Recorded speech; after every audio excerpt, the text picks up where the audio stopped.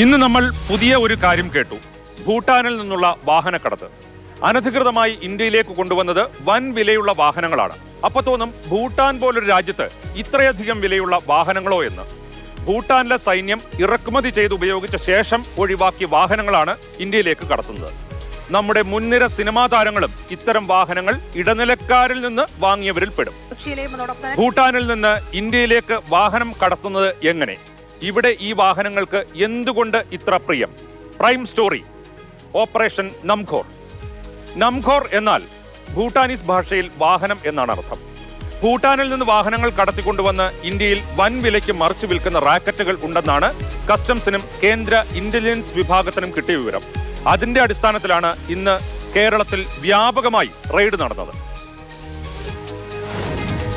അതോടൊപ്പം തന്നെ ലക്ഷദ്വീപിലെയും കസ്റ്റംസിന്റെ ഒരു സംയുക്ത ഓപ്പറേഷനാണ് ഈ ഓപ്പറേഷൻ നുംകൂർ എന്ന് പറയുന്നത്. ഭൂട്ടാൻ പട്ടാളം ഉപേക്ഷിച്ച വാഹനങ്ങൾ ഇറക്കുമതി തീരുവയടക്കം വെട്ടിച്ചുകൊണ്ട് കേരളത്തിൽ വിൽപ്പന നടത്തിയിട്ടുണ്ട് എന്നതാണ് പരാതി. ആ പരാതിയിലാണ് ഇപ്പോൾ കസ്റ്റംസിന്റെ ഭാഗത്തു നിന്ന് അന്വേഷണം നടക്കുന്നത്. പരാതികൾ വ്യാപകമായി കസ്റ്റംസിന് ലഭിച്ചിരുന്നു. ആ പരാതികളുടെ അടിസ്ഥാനത്തിൽ എന്താണ് സംഭവിച്ചത് എന്നുള്ളൊരു പരിശോധന തന്നെയാണ് കസ്റ്റംസിന്റെ ഭാഗത്ത് നടക്കുന്നത്. ആദ്യം നോക്കാം എങ്ങനെയാണ് വാഹനങ്ങൾ ഭൂട്ടാനിൽ നിന്ന് ഇന്ത്യയിലേക്ക് എത്തുന്നത് എന്ന്. ഭൂട്ടാൻ റോയൽ ആർമിയിലെ ഉപയോഗം കഴിഞ്ഞ് ലേലത്തിന് വിൽക്കുന്ന വാഹനങ്ങൾ അവിടെ വാങ്ങി ഇന്ത്യയിലേക്ക് ഡ്യൂട്ടി വെട്ടിച്ച് കടത്തിക്കൊണ്ടുവരികയാണ് ഇതിന്റെ ആദ്യഘട്ടം.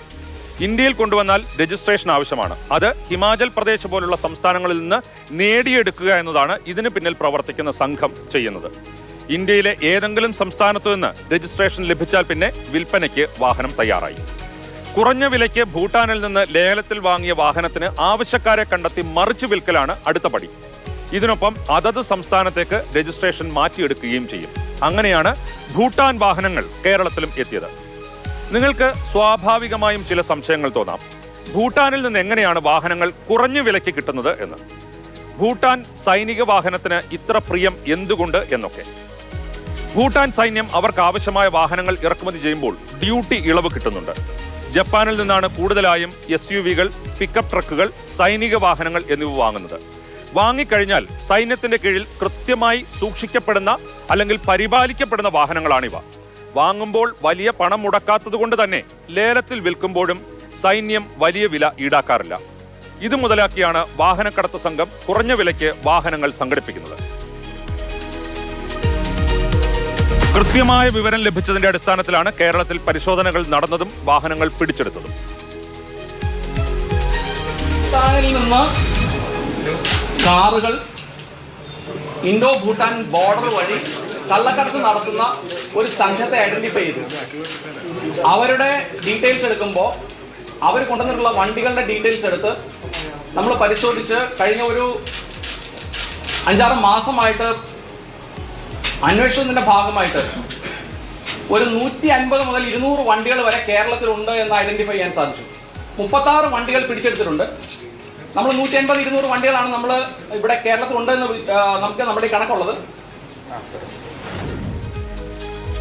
കേരളത്തിൽ മാത്രം 200-ലധികം വാഹനങ്ങൾ വന്നിട്ടുണ്ടെന്നാണ് കണക്ക്. 8 ലക്ഷം രൂപ മുതൽ 10 ലക്ഷത്തിന് വരെ ഭൂട്ടാനിൽ നിന്ന് ലേലത്തിൽ പിടിക്കുന്ന വാഹനം കേരളത്തിലെത്തുമ്പോൾ 30 ലക്ഷം മുതൽ 40 ലക്ഷം രൂപ വരെ വിലയാകും. അങ്ങനെ കേരളത്തിൽ വാഹനങ്ങൾ വാങ്ങിയവരിൽ ചില മുൻനിര സിനിമാ താരങ്ങളുമുണ്ട്.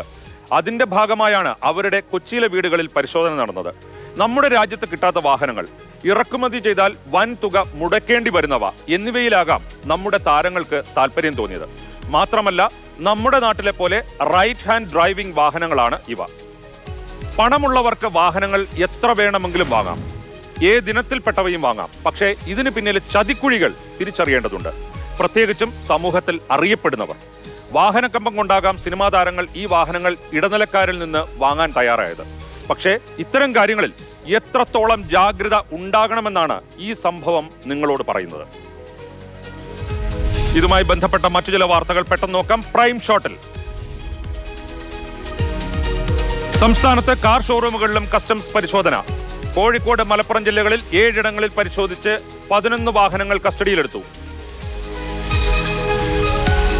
ഓപ്പറേഷൻ നുംഖോറിന്റെ ഭാഗമായി തൃശൂരിലും കസ്റ്റംസ് പരിശോധന.